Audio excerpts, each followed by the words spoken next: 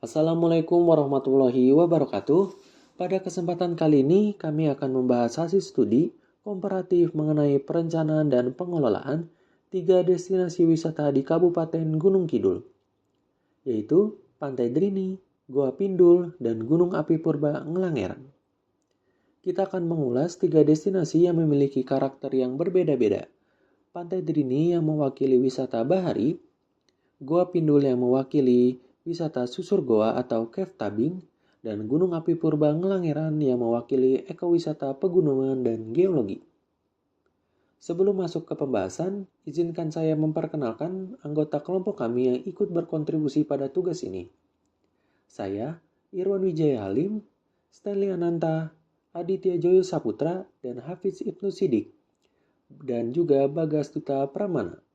Kami berlima menyusun kajian ini dengan membandingkan model perencanaan, pengelolaan, dan keberlanjutan dari ketiga destinasi tersebut.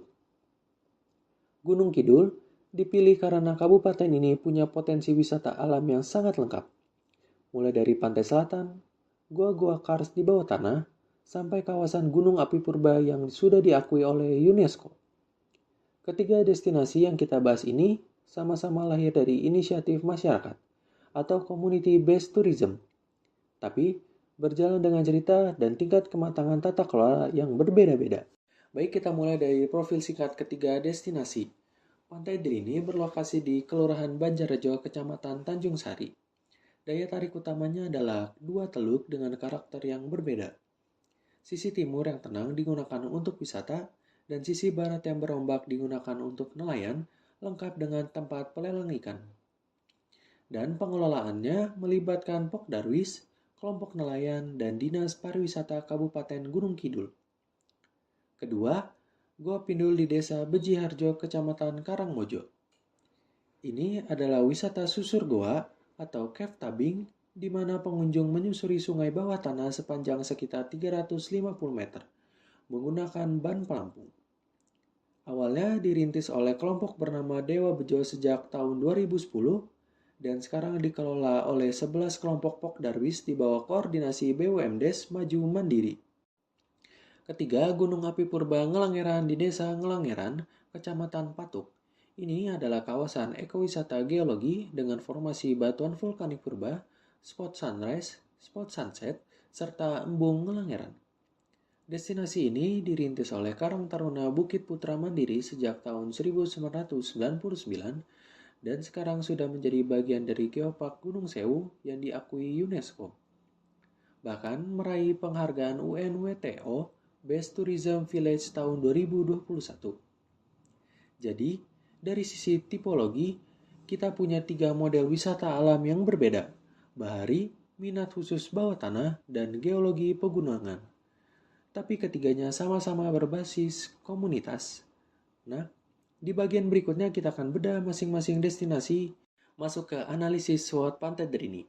Dari sisi kekuatan atau strength, Drini mempunyai keunikan geografis berupa 2 teluk dengan karakter berbeda. Daya tarik yang menggabungkan wisata bahari dengan budaya nelayan, serta akses ikan segar langsung dari pelelangan ikan. Namun, ada juga kelemahan yang perlu diperhatikan. Tata kelola tarif fasilitas seperti gazebo dan sewa kano belum terstandarisasi karena banyak dibangun swadaya oleh pedagang sehingga sempat memicu keluhan wisatawan soal harga yang tidak seragam. Selain itu, ada tumpang tindih kepentingan ruang antara nelayan dan wisatawan di sisi barat pantai dan infrastruktur keselamatan seperti sistem lifeguard yang belum memadai. Padahal, kawasan ini rawan gelombang tinggi dan arus kuat. Dari sisi peluang, Drini bisa mengembangkan wisata edukasi bahari dan kuliner hasil laut, mengintegrasikan diri dengan jalur wisata pantai selatan lainnya, serta menjalankan program ekonomi hijau pesisir, sedangkan ancaman utamanya adalah abrasi dan degradasi ekosistem pesisir, resiko keselamatan seperti arus kuat dan potensi tsunami, serta fluktuasi kunjungan yang sangat tinggi di musim liburan. Berikutnya, SWOT Goa Pindul. Kekuatannya ada pada atraksi yang unik dan langka, yaitu cave tubing di Goa Kars, branding yang kuat sebagai ikon wisata minat khusus nasional, serta SDM pemandu yang sudah tersertifikasi resmi, karena risiko teknis susur goa cukup tinggi. Kelemahannya, Goa Pindul punya sejarah konflik kelembagaan antar Pok Darwis yang cukup panjang, mulai dari era kelompok rintisan Dewa Bejo sampai akhirnya dikonsolidasikan di bawah BUMDes Maju Mandiri pada tahun 2016. Transparansi pengelolaan keuangan juga pernah dipertanyakan dan destinasi ini cukup bergantung pada satu atraksi tunggal. Peluangnya ada banyak potensi diversifikasi paket wisata, seperti gua lain di kawasan Beji Harjo, misalnya Gua Tanding, Gua Kristal, dan River Tubing di Sungai Oya, serta penguatan BUMD sebagai wadah tata kelola tunggal yang lebih transparan. Ancamannya adalah potensi konflik kelembagaan berulang, risiko penurunan kualitas ekosistem goa akibat over-tourism, dan ketergantungan pada tren wisata minat khusus yang sifatnya fluktuatif. Yang ketiga, SWOT Gunung Api Purba Ngelangeran. Ini destinasi dengan kelembagaan paling matang di antara ketiganya. Didukung pengakuan internasional sebagai bagian dari UNESCO Global Geopark Gunung Sewu dan UNWTO Best Tourism Village 2021, serta diversifikasi ekonomi lewat homestay, UMKM Gria Coklat, dan multi atraksi seperti Embung Ngelangeran dan Kampung Pitu. Kelemahannya ada di kompleksitas koordinasi karena banyaknya lembaga yang terlibat. Pok Darwis, 2 BUMDes, dan pemerintah desa, sehingga tata kelola keuangan BUMDes masih perlu diperkuat. Selain itu, kawasan ini juga punya kerentanan kekeringan di musim kemarau. Peluangnya Ngelangeran bisa memperkuat status geopark untuk pariwisata edukasi geologi internasional, mereplikasi model tata kelola ke desa wisata lain, dan mengembangkan produk UMKM berbasis geoproduk. Ancamannya adalah volume sampah wisatawan yang terus meningkat, risiko degradasi jalur pendakian akibat overtourism, serta ketergantungan pada figur atau generasi penggerak pionir yang perlu regenerasi berkelanjutan. Sekarang kita lihat perbandingan lintas ketiga destinasi ini secara berdampingan. Dari sisi model kelembagaan, Pantai Drini masih berbentuk multi-aktor yang terpisah antara nelayan, Pok Darwis, dan Dinas Pariwisata. Goa Pindul mengalami transisi dari kelompok otonom menuju BUMDes tunggal. Sedangkan Ngelangeran sudah punya kelembagaan berlapis yang sudah terkonsolidasi melibatkan BPDW, Pok Darwis, dan BUMDes sekaligus. Dari sisi tingkat kematangan tata kelola, Drini dan Pindul sama-sama berada di level sedang. Drini karena masih ada tumpang tindih kewenangan, Pindul karena pernah mengalami konflik besar meski sekarang sudah lebih stabil, Ngelangeran berada di level tinggi karena sudah diakui secara internasional. Isu keberlanjutan yang paling menonjol juga berbeda di masing-masing tempat. Drini bergulat pada keselamatan pengunjung dan abrasi pesisir, Pindul dengan daya dukung ekosistem goa kars, dan Ngelangeran dengan sampah wisatawan serta regenerasi kepemimpinan. Sementara kekuatan pembeda masing-masing juga unik. Drini dengan geomorfologi pesisir dan sumber pangan laut, Pindul dengan kelangkaan atraksi cave tubing, dan Ngelangeran dengan kombinasi pengakuan global plus diversifikasi ekonomi. Berdasarkan seluruh temuan tadi, kami menyusun beberapa rekomendasi kebijakan untuk masing-masing destinasi. Untuk Pantai Drini, kami merekomendasikan 3 hal.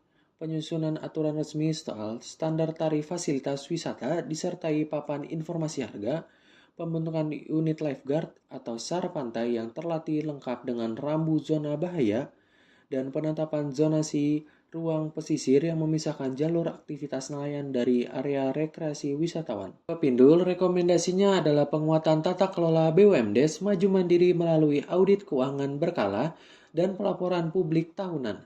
Penetapan kuota kunjungan harian berdasarkan kajian daya dukung lingkungan goa, serta diversifikasi paket wisata terintegrasi agar tekanan kunjungan dan pendapatan tidak menumpuk di satu atraksi saja. Untuk Ngelangeran, kami merekomendasikan harmonisasi peraturan desa yang menegaskan pembagian kewenangan antar lembaga secara tertulis.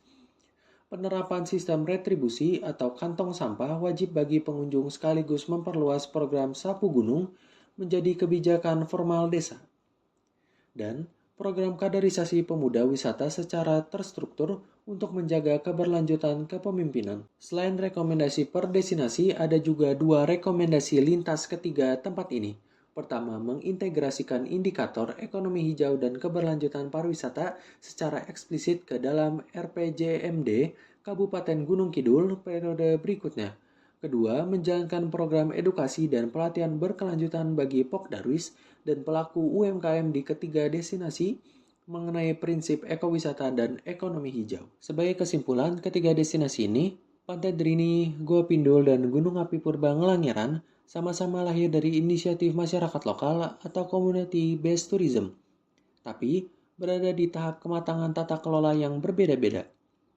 Pantai Drini masih menghadapi tantangan koordinasi multi-aktor dan standarisasi layanan. Gua Pindul sudah melewati fase konflik kelembagaan menuju konsolidasi di bawah BUMDes, tapi masih perlu memperkuat transparansi dan daya dukung lingkungan. Sementara, Ngelangeran menunjukkan model paling matang dengan pengakuan internasional, meskipun tetap menghadapi tantangan koordinasi antar lembaga dan tekanan lingkungan akibat popularitasnya sendiri. Secara umum, keberlanjutan ketiga destinasi ini ke depannya bergantung pada 3 hal kunci. Penguatan kelembagaan yang jelas dan transparan, penetapan kebijakan daya dukung lingkungan yang terukur, serta integritas kebijakan pariwisata hijau ke dalam perencanaan pembangunan daerah secara eksplisit dan berkelanjutan. Berikut tadi kajian komparatif kami tentang perencanaan dan pengelolaan ketiga destinasi wisata di Gunung Kidul, Pantai Drini, Gua Pindul, dan Gunung Api Purba Ngelangeran. Semoga video ini bermanfaat, baik sebagai referensi tugas kuliah maupun sebagai gambaran nyata community based tourism bisa berkembang dengan cerita yang berbeda-beda. Terima kasih, sekian yang dapat kami sampaikan. Wassalamualaikum warahmatullahi wabarakatuh.